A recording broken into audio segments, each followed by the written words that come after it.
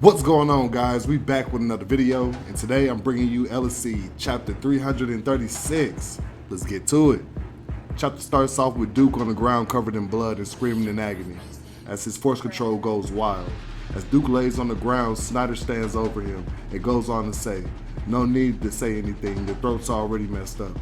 As Duke lies on the ground, cowering in fear, Schneider goes on to say, if you continue fighting like how you prepared, you might have had a chance of winning. He takes the opportunity to teach Duke instead of kill him. He then goes on to say, being drunk on power you couldn't control and fighting according to your opponent's style was the main reason for your loss today.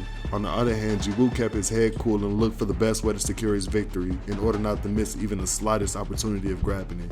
He then says, keep in mind the difference between you and JIWOO isn't talent, it's the way each of you approaches the fight. As Duke lies on the ground with his eyes full of hope.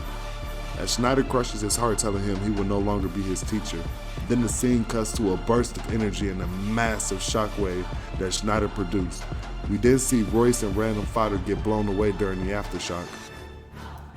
As the dust settles, we then see only Schneider standing alone. Royce appears next to Schneider, a bit shaken but firm, and both walk away. We then see the old hag and Random Fodder talking about how Duke's body is past the point of recovery, and now he will have to live in pain, unable to fully recover. Although it might have been possible if Curtin were there to help, but he is with JIWOO. There's no way he would help Duke, who's tried to kill JIWOO multiple times. She then goes on to say the main problem is they have zero information on the drug Duke took. Although it gave more strength, it had even stronger side effects. She then wonders where the drug came from. She then gets upset that someone possibly tricked Duke into taking the drug. As the chapter continues, we transition to JIWOO's house to his servants feeding his cats, and Gastella appears, pulling off Scarlet Witch levels of magic with JIWOO and the gang right beside her. Gastella goes on to say it was burdensome since she had to carry so many people. JIWOO is worried about Gastella being tired from pushing herself. Gastella replies, well, JIWOO should worry about himself, since he's covered in blood and barely standing. Curtin says Gastella is right, go recover, and he's not helping him this time. Pluton adds on, make sure to go over the fight he just had, while his tail wags in excitement.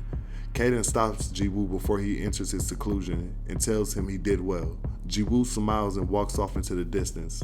And I'm not gonna lie, I'm happy as hell for JIWOO at this point. Our boy has really come a long way.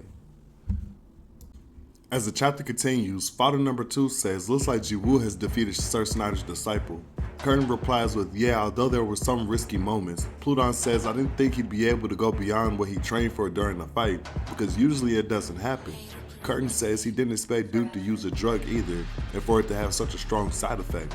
Random Fodder number 3 then goes on to add, by the drug, could Curtin be talking about Eclipse? Curtin replies, yes. Both the Fodder are shocked by the statement.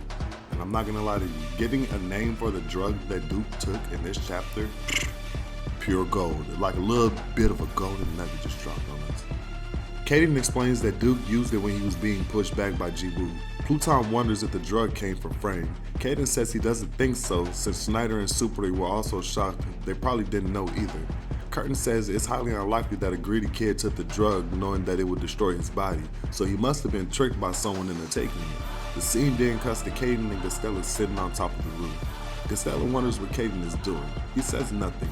She then wonders if he's worried about JIWOO. He says of course. It was a good decision to leave as soon as the fight was over. He then thanks her and says because of her JIWOO was able to get home safely. As the chapter ends with the two of them sitting on top of the roof watching the sunset. Guys, I'm not gonna lie, this chapter was a little bit of filler, but I did enjoy some of the context in it. We now know the name that the drug that Duke took is called Eclipse. So just imagine, there's this drug floating around that's buffing you. Let's say you go from a top 200, 300 awakener, then you immediately pop into like the top 100s or top 50s just because you took the drug Eclipse. It's really an incredible thing if you really think about it. But more or less, this chapter was fire. Tune in next week. I love you guys. Be fucking dynamic. Peace.